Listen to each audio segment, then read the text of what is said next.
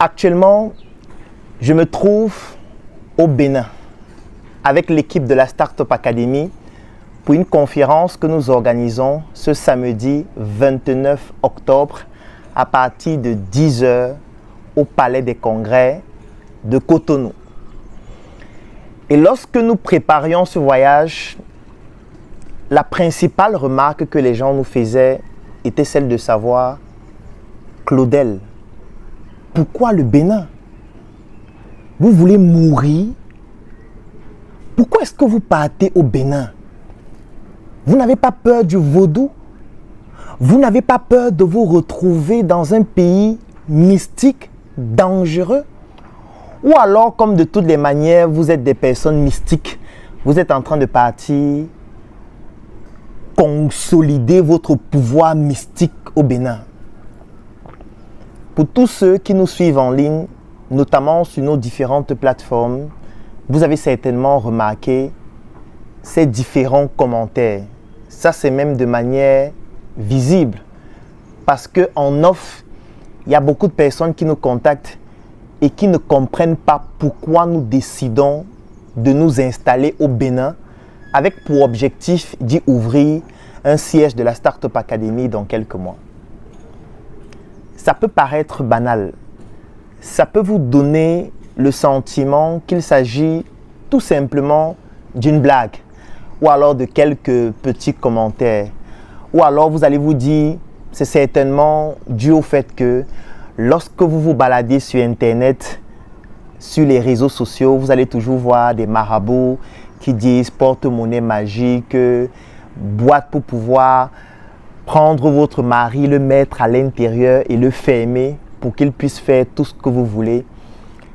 Et vous avez le sentiment que cette perception n'a aucune influence sur le développement économique d'un environnement extraordinaire comme le Bénin.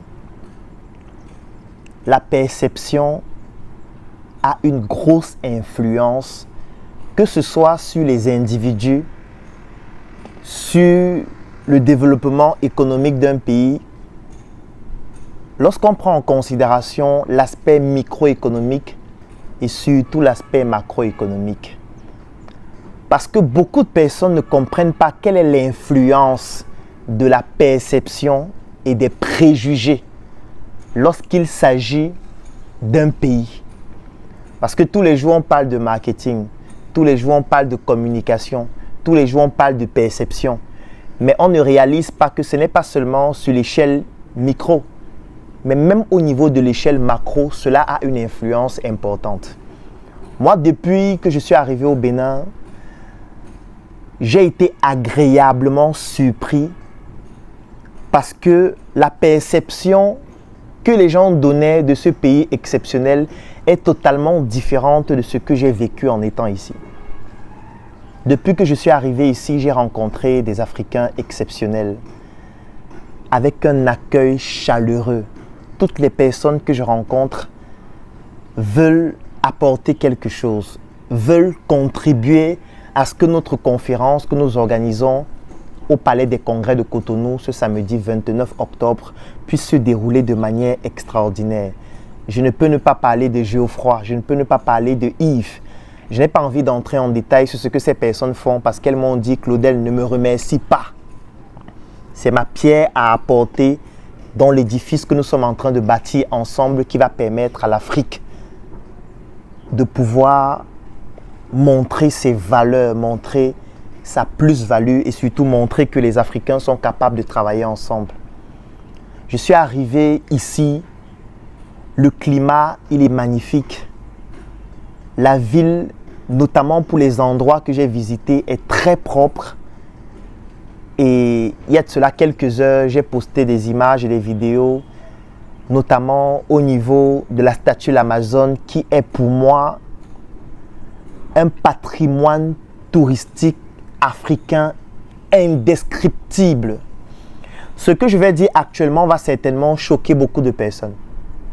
Pour moi, la statue de l'Amazone, qui en réalité n'est même pas seulement une statue, mais tout un patrimoine, tout un monument qui met en avant et qui honore les femmes qui se sont battues pour pouvoir permettre non seulement au Bénin pris de manière spécifique, mais plus globalement à l'Afrique de pouvoir se défendre.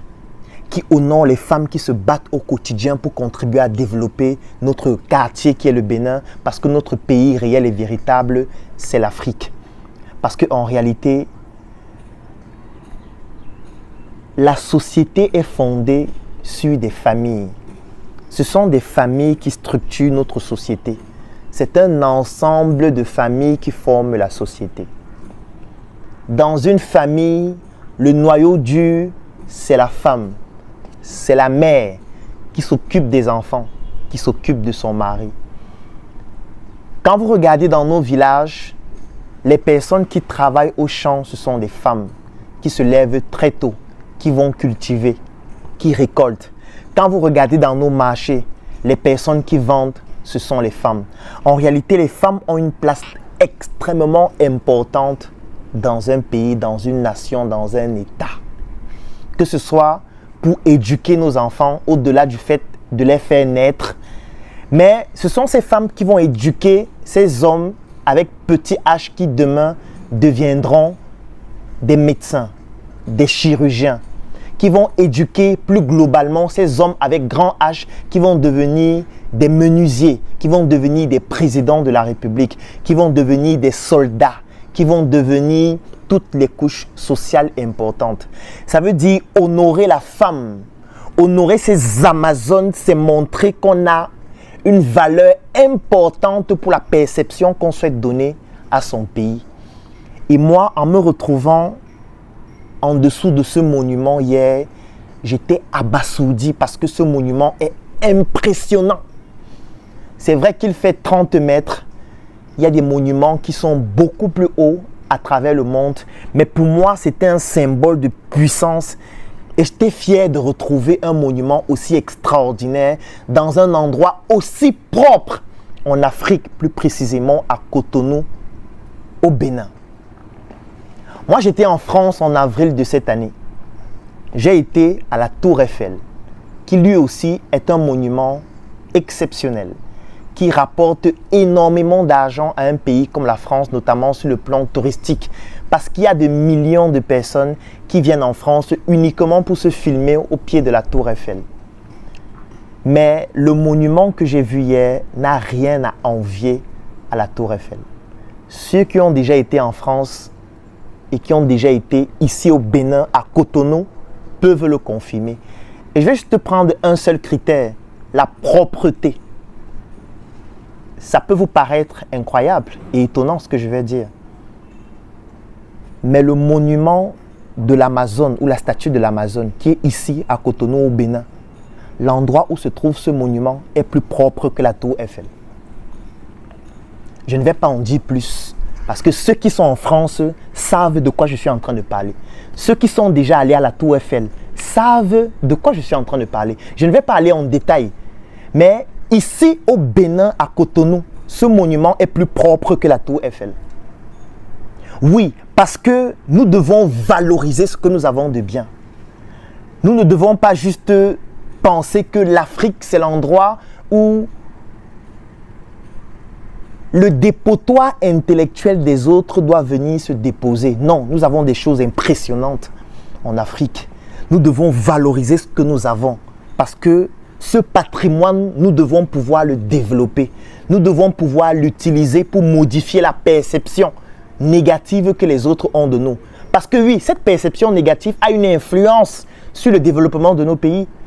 Vous vous imaginez un investisseur qui est aux États-Unis, qui veut venir ouvrir un hôtel ici à Cotonou au Bénin et qui essaye de se renseigner sur Internet, qui essaye de se renseigner auprès de ses proches pour savoir le Bénin, qu'est-ce que tu en penses? Je souhaite ouvrir un hôtel au Bénin. Est-ce que c'est un endroit intéressant? Et que les gens lui diraient, non, c'est un endroit où il y a le vaudou, on va te tuer là-bas, c'est le mysticisme, c'est un pays dangereux. Peut-être vous avez l'impression que cela n'a pas d'influence, mais cela a une énorme influence sur le développement du Bénin. Parce qu'un investisseur qui vient pour ouvrir un hôtel au Bénin, ce sont des emplois que cela crée. Il y a des menuisiers qui vont y travailler. Il y a des architectes béninois qui vont contribuer. Il y a des ingénieurs qui vont y travailler. Il y a des Béninois qui vont être recrutés dans cet hôtel. Ça va contribuer à améliorer le paysage touristique de Cotonou, du Bénin plus globalement, c'est-à-dire augmenter et développer son attractivité. Ça va donc permettre de générer des flux financiers dans cet hôtel, même si après on pourrait débattre sur l'extradition des capitaux. Mais au moins ça participe à développer économiquement le Bénin. Vous imaginez que ces commentaires vont détruire cette volonté des investisseurs de venir s'installer au Bénin? Parce que vous avez l'impression que c'est juste des commentaires, mais le fait de toujours indexer, avoir une perception négative sur un pays a une énorme influence sur le développement de ce pays.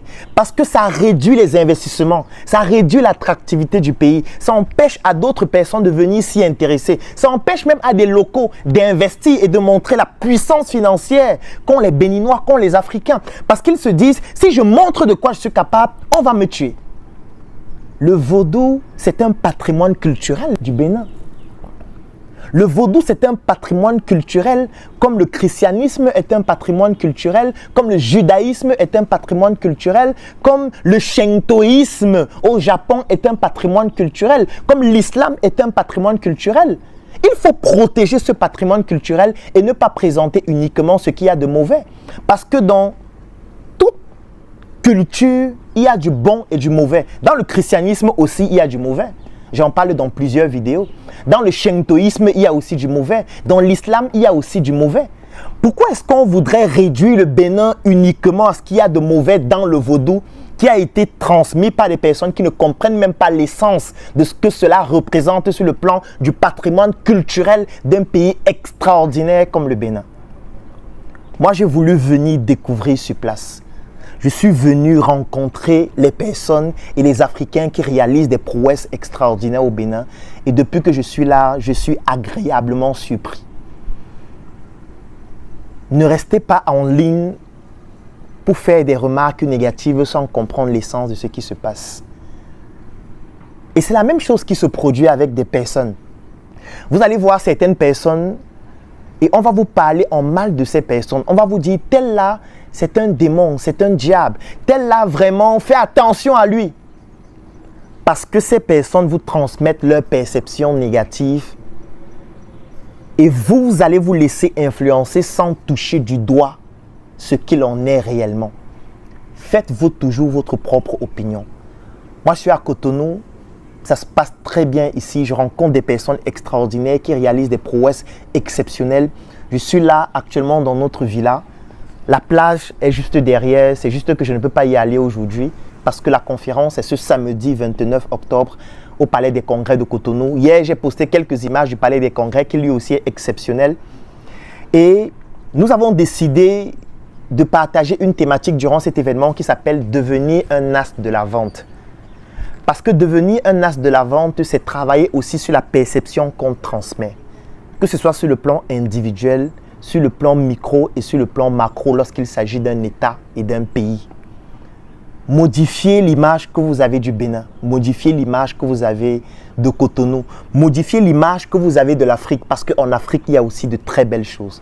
En Afrique, il y a des choses exceptionnelles. Les Africains ne sont pas que mauvais. Les Africains, ce n'est pas seulement la corruption, encore que la corruption est née en Occident. Les Africains, c'est aussi l'excellence. Et c'est pour ça que nous avons décidé de déposer nos valises au Bénin, plus précisément à Cotonou. Et ce samedi 29 octobre au Palais des Congrès, nous allons partager notre expérience pour montrer à la jeunesse béninoise que c'est possible d'exceller en étant en Afrique. Nous en sommes la preuve depuis 10 ans. Nous nous sommes battus en Afrique pour montrer que les Africains, eux aussi, sont capables de réaliser des prouesses exceptionnelles. Et c'est cela que nous allons montrer ce samedi. Je fais un gros coucou à toute la jeunesse béninoise, à tous les Béninois globalement et à tous les Africains. Et je leur fais comprendre que, à travers mon expérience, vous devez savoir que vous aussi, vous valez. Ne vous laissez pas ensevelir par la mauvaise perception que les autres ont de nous. Nous avons notre pierre à apporter pour sauver cette humanité. Parce que si l'humanité est venue de l'Afrique, il n'y a que l'Afrique qui peut permettre de sauver cette humanité qui est en train de tomber en ruine. Africains, travaillons ensemble parce qu'ensemble, nous sommes plus puissants. La mission est simple. Voici une arme capable de changer le mindset du continent africain. Détruire l'obésité de l'inconsistance intellectuelle dans laquelle se cache le coffret VIP. Il possède une arme contenant 200 heures de formation et 8 ans d'expérience entrepreneuriale. Recevez le pouvoir de devenir une meilleure version de vous-même. Armez-vous de cette clé pour une réussite entrepreneuriale.